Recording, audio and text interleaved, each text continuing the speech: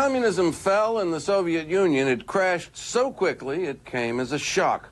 Now, shock number 2. Communism is on the way back. A presidential election is scheduled for June, and polls show the communist candidate ahead of all the others. Who is this man? Well, as we reported Monday, Gennady Zyuganov has been the focus of intense interest at an international conference in Switzerland. There, CNN's Hillary Bowker spoke with the man who hopes to become the first communist president of post-Soviet Russia.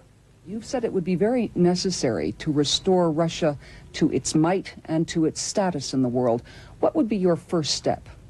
We'd like to have a reform that would give work to all, irrespective of their being owners of anything. This would be conducive to production, be this for people who are teachers, doctors, businessmen, or anyone else, and working for state enterprises. Moreover, normal citizens require legislation that would counter corruption and criminality. Then, of course, we have good education and health, and this is something that we had before. And fourthly, we would like to reinstate and reinstitute relations with our immediate neighbors without their sovereignty being undermined and not foisting our will upon them. But I think that we would need targeted social support to all those who've suffered a great deal. We have 37 million people who get less than subsistence minimum. They are not in a position to feed themselves. And these are the proposals that we could come up with and put into life and in practice. The international stage, in terms of returning Russia to its former might on the international stage and its former status, what would your first step be there? We consider that the former policy of super confrontation, which led to the arms race and to the Cold War, this is a thing of the past. We need a new policy, new attitudes, greater openness towards the West and the East indeed.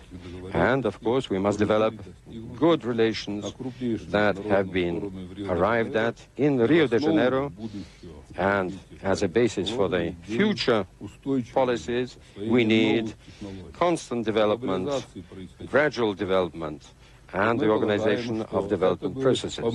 And we think this would raise the status, the might and possibilities before Russia. If you were in power, if, for example, Poland were to join NATO, what would you do? We think that the broadening of NATO will not give greater security to Poland or any other countries. And there is a further threat or danger. Over the expanse of Russia, there are 30% of resources of energy, and we have half the resources of sweet water, or at least fresh water. And no country can develop without such resources, not even Europe. Therefore, any further confrontation or rivalry can only make things worse in terms of economic relations, and this is bound to undermine the future of West and East. And therefore we are against the expansion of NATO. We find that other ways and means could be found in order to, in fact, stimulate and support greater security in accordance with what we expect of the next century. If we could move now to domestic policies, how do you believe, and international, but how do you believe that your Communist Party differs from the old Communist Party? Well, the former Communist Party of the Soviet Union was not simply a party, it was the state apparatus and structure. It was a very complex structure, and it permeated all strata of society. Our party now is only one of several parties and many parties. And of course, as distinct from the previous Communist Party, it allows for different forms of ownership and also multi-party structures and a process of dialogue, voting, where the voters elect this or that party. It's no longer atheistic, and it is up to the individual to have religious beliefs or not. And my party, or our party, now stands for dialogue, the development of new relations, and we are forward-looking. We don't want to return the country to the past. Very briefly, if it were the thing that would bring you to power, would you consider a coalition with the Nationalist Party? Well, we are conducting a dialogue and trying to see if that might have a broad coalition, because no single party will have enough power.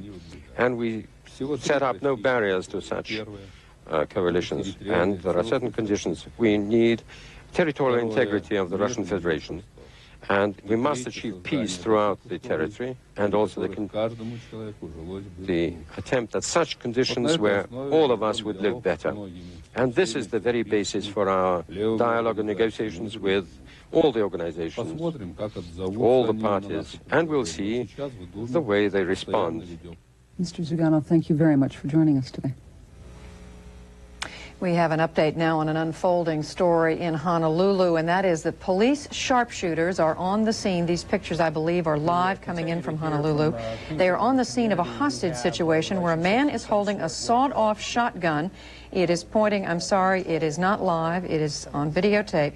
He's holding a shotgun, as you can see here, on a person who is standing there with short-sleeved white shirt. Police have surrounded the man, but he continues to hold the sawed-off shotgun. We're told that the man is an employee who worked at a company. We don't have the name of the company.